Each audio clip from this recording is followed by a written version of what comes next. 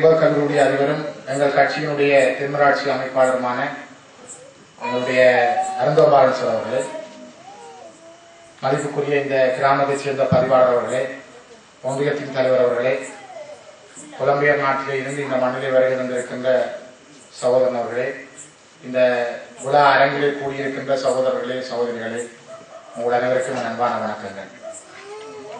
துர்காசன சமநிலையம் எனக்கு இந்த இடத்தை சொல்லுகிற பொழுது முதலில் ஞாபகம் வருவது தர்சனுடைய பெயர். எனக்கு கைதடியை காட்டி கைதடியிலே இருக்கிற எனக்கு நண்பர்களையும் சகோதரர்களையும் உருவாக்கி தந்த அந்த முதல் நண்பன் தர்சன் அவர்கள். அவரோடு சேர்ந்து தங்கராசானை எந்த நேரமும் அவரும் டெலிபோன் எடுத்து பேசுவார், பேசி கொண்டு வருவார். ஆக்களை உங்களுக்கு வருவீமோ வருமாட்டீங்களோ வருவீங்களோ, அதுக்கு 2,000 சொல்லுவோம். இப்படி ஒரு இறுக்கமான மனிதர்களாக இந்த மைதானத்தில் நான் பல தடவைகள் பேசியிருக்கிறேன். இந்த இடத்திலே நான் பல கூட்டங்களுக்காக வந்திருக்கிறேன். மிக ஒரு அருமையான கட்டமைப்பை கொண்டவர்கள், ஒரு மிக ஆர்வம் கொண்டவர்கள். ஏதாவது ஒரு சின்ன நிகழ்வு கூட ஒரு ஒளிபெருக்கி பிடிக்க வேணும் மட்டும் நிற்பார் தர்சன். அதுக்கு தங்கராசன் சரியா நல்லா ஒத்து கொடுப்பார். தேவாரம் படிக்கணும், அவர் கட்டாயம் தேவாரம் படிச்சே ஆகணும். இது இப்படியெல்லாம் ஒரு சந்தோஷமான ஆட்களை நான் வேறு எங்கேயுமே காண்பது மிக அரிது. உண்மையிலேயே என்னை 2 நாட்களுக்கு முதல் தங்கராசனை கேட்கிற பொழுது நான் கட்டாயம் வர்றேன் என்று சொன்னேன். என்றால் உங்களுடைய அன்பு, உங்களுடைய அந்த எனக்கும் உங்களுக்குமான பிணைப்பு, எனக்கு மாலை அணிவித்த அஞ்சி அவர்கள் என்னுடைய நண்பரின் அஞ்சி மட்டுமல்ல, என்னுடைய அஞ்சியும் கூட. இப்படியான மிக கூடிய அஞ்சிமார்களையும் உறவுகளையும் இந்த ஊரிலே கொண்டிருப்பவன் நான். இந்த சனசமூகம் பற்றி அதனுடைய செயற்பாடுகள் பற்றி எல்லோருமே மிக விளக்கமாக சொல்லியிருக்கிறார்கள். நான் அந்த பக்கத்துக்கு போகவில்லை. இந்த அண்மைய நாட்களிலே இந்த யாழ்ப்பாணம், கிளிநொச்சி மண்ணிலே சில திருவிழாக்கள் நடைபெற்றுக் கொண்டிருக்கிறார்கள். இந்த காடு கேட்டுக்கு காட்டுக்கு கரகம் ஆடின மாதிரி கொஞ்சம் பேர் வந்து கரகம் ஆடுறாங்க. அவர்கள் கரகம் ஆடுறார்கள் என்றால், இந்த ஒரு நாடு கட்சி இருக்கிற பொழுது அந்த நிறுவ மன்னன் பிடில் வாசிச்ச மாதிரி இந்த இனத்தினுடைய பிரச்சனைகள் எங்கெங்கோ இருக்க, நாங்கள் இழந்து போனதெல்லாம் எங்கெங்கோ எடுத்து போக, நாங்கள் தொலைந்தவர்கள் எல்லாம் விட்டு இயங்கிக் கொண்டிருக்க, இந்த நாட்டினுடைய தலைவர் என்று சொல்லுகிறவர் இங்கே வந்து வைக்கப்பட்ட நாய் மாதிரி கொஞ்சம் பேர் எதையுமே செய்யவில்லை என்று அவர் சொல்லிக் கொடுக்கிறார். இது இந்த கருத்து அவர் என்ன சொல்லி இருக்கிறார், இந்த மண்ணிலே நீங்கள் உள்ள கோரிக்கையை கைவிட்டால் தான் ஜனாதிபதிக்கு முறைமே இல்லாமல் செய்வேன்.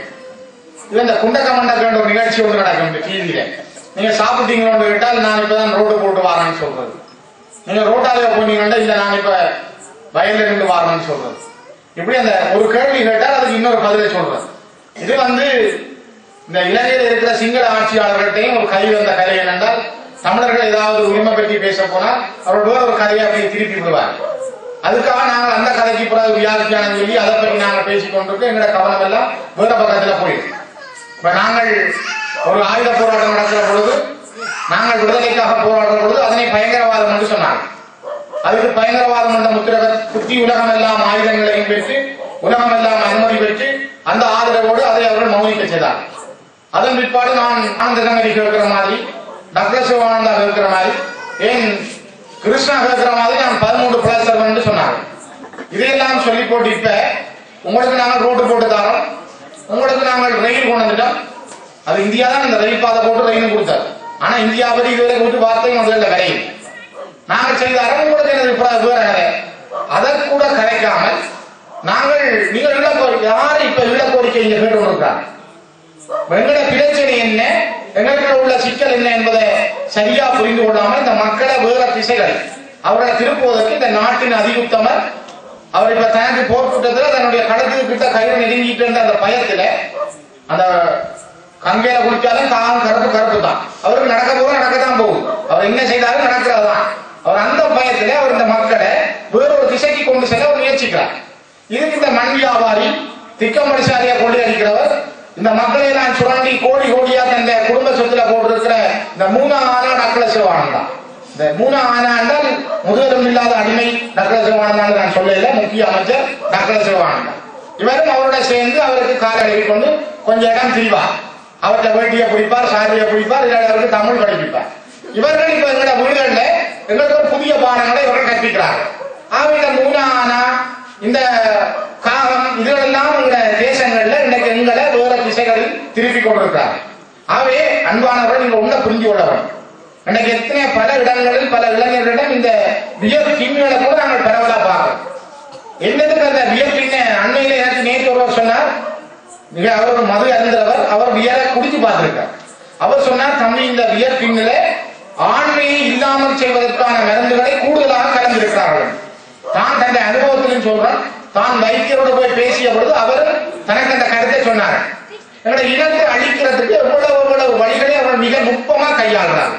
கருத்தடை செய்கிறார்கள். இப்ப பெண்களுக்கு இந்த கையில விடக்கு ஒரு சின்ன கீரை, இதுக்குள்ள ஒரு தகவல் வச்சு தச்சு விடுறது, 10 வருஷத்துக்கு குழந்தை தைத்தான். வியர்க்கின கொடுத்தா அவர்கள் குழந்தையை பெற்றுக் கொள்ளலாம். இதை விட நீங்கள் காசுதாரம் நீங்கள் குழந்தை பெற்றுக் கொள்ளாம இருக்கலாம். அப்ப எங்களை இனத்தை எப்படி பெருக விடாமல் தடுக்கிறதுக்கு அவர் கையாளுற மிக கூடிய யுக்திகளை அவர் மிக கச்சிதமா செய்கிறார். இதை விட எங்கட காணிகளை பிடிச்சு வச்சு எங்கட இடங்களிலே தோட்டம் செய்து அவர்களே வியாபாரம் செய்து கொண்டிருக்கிறாங்க. எங்களுக்கு அந்த இடங்கள்ல நாங்கள் காணிகள்ல போய் சொந்தமா வாழ முடியல, சொந்த வீட்டுல இருக்க முடியல, எங்களை சொந்த நிலத்துல உற்பத்தி செய்து நாங்கள் கொடுக்க முடியல. இதுக்கெல்லாம் அப்பால உங்கள்ட்ட கொஞ்சம் காசு இருக்கு. யாழ்ப்பாணம் வெளிநாட்டில் இருக்கிற சில உறவுகள் நண்பர்கள், சௌரன் கூட வந்திருக்கிற இவர்கள் இந்த உறவுகள் குடும்பங்களுக்காக கொஞ்சம் காசு அனுப்புவாங்க.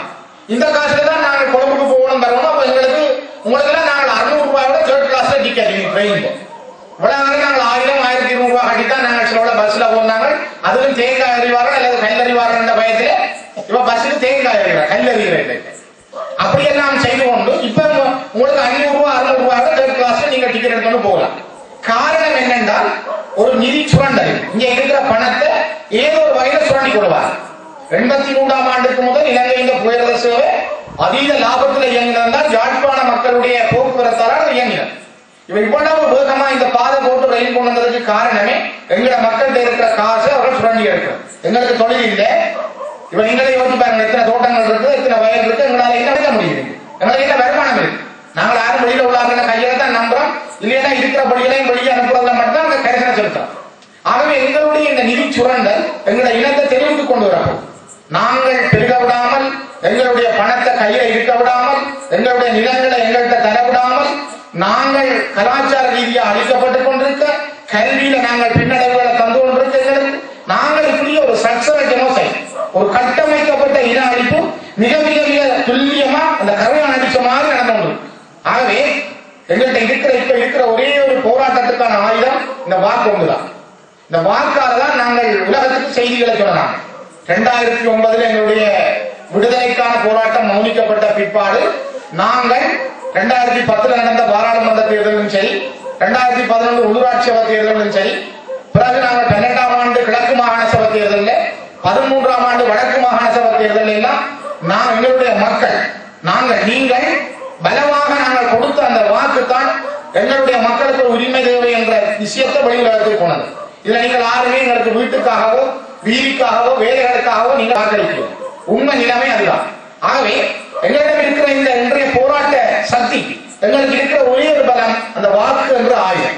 இதை நீங்கள் சரியாக யோசிக்கணும். நான் தேர்தலுக்காக பேசுகிறேன். இப்ப வரப்போற அடுத்த தேர்தலுக்கு தைமாதம் அவர் அதுக்குதான் இப்ப ஓடப்படுத்திருக்கிறார். அதுக்குதான் இந்த காலம் பறந்து கொண்டிருக்கிறது. அவருக்கு இங்க வாக்கு பிரச்சனை இல்லை. இப்போ டாசா மாதிரி வந்து இங்க கொடி கட்டி நான் அங்க போனேன் இங்க போனேன் நடுவியூருக்கு போனேன் இதெல்லாம் பறந்து ரெண்டு போய் அங்க பறசாட்டுவேன். அங்க போனோம்னா அந்த அடிமைகளாக இப்போதும் கஷ்டப்பட்டு போய் சாப்பாட்டுக்கு வழி இல்லாமல் அம்பாறையில அம்பாந்தோட்டையில காலியில மாத்தறையில இருக்கிற அந்த பாவமான சிங்கள சகோதரர்கள் என்னவார்கள், இவர்கள் இந்த காம்பியங்களையும் இந்த மன்னன் விளையாட்டுகளையும் பார்த்துட்டு ஐயோ அவரெல்லோ ராசாண்டு அவருக்கு வாக்கு போடுவார். அவருக்கு வாக்கு இங்கே இல்லை, அங்கதான் இருக்கு. ஆகவே அந்த வாக்கை காப்பாற்றிக் கொள்ள அதை இன்னும் ஒரு மாயத்துல கொண்டு வர அவர் கையாண்ட யுக்தி தான் இந்த 3 நாள் திருவிழா. இதை நாங்கள் சரியா புரிந்து கொண்டால், எங்களுக்கு இருக்கிற உண்மையான பிரச்சனையை நாங்கள் சரியா அணுகிக் கொண்டால் எங்களால் எங்களுடைய இனத்தை காப்பாற்ற முடியும். நாங்கள் கடந்த 70-80 வருஷங்களுக்கு மேலாக ஒரு உரிமைக்காக போராடுகின்றவர். என்னுடைய அந்த வாரம் வழிவாய் சொன்ன இந்த மண்ணில எத்தனை தியாகிகளை நாங்கள் காட்டு போட்டு இந்த கையால மண்ணடி போடுறாங்க, எத்தனை பேருக்கு நாங்கள் பூ போடுறாங்க. இவ்வளவு நெஞ்சங்கள்ல இருந்து என்ன நீங்க அதுக்காக நாங்கள் அதை சொல்லியே வாக்கு கேட்கல, அதை சொல்லியே வாக்கு ஒன்றுங்கன்னு சொல்லல. ஆனால் நாங்கள் இழந்து போன இந்த உறவுகளுடைய கண்ணீரும் ரத்தமும் இவர்களுடைய அந்த தியாகமும் அர்ப்பணிப்பும் எங்கள் மண்ணில் எங்களுக்கு ஒரு விடுதலையை பெற்றுத்தார். அது இன்றைக்கு உலக அரங்கில் எங்களுக்கு ஒரு மாற்றத்தை தந்திருக்கிறது. ஜெனீவாவில் கொண்டு வரப்பட்ட தீர்மானம் இந்த கடந்த 26ஆம் தேதி கூட செப்டம்பர் 26ஆம் தேதி கூட இலங்கைக்கு ஒரு கடுமையான அழுத்தத்தை கொடுத்திருக்கிறது. இது வெளியில தெரியல, ஆனா உண்மை நிலைமை அதுதான். ஆகவே இந்த உண்மைகளை சரியாக புரிந்து கொண்டால் நாங்களாக இந்த மண்ணிலே வாழலாம். நாங்கள் சிங்கள மக்களை எதிர்க்கவில்லை. இந்த நாட்டிலே 2 தேசிய இனங்கள் இருக்கின்றன. ஒன்று சிங்கள தேசிய இனம், மற்றது தமிழ் தேசிய இனம். சிங்கள மக்களுக்கு இருக்கின்ற அதே உரிமை உங்கள் நாடு, உங்களுடைய தேசத்திலே நீங்கள் வாழ்வதை நாங்கள் எதிர்க்கவில்லை.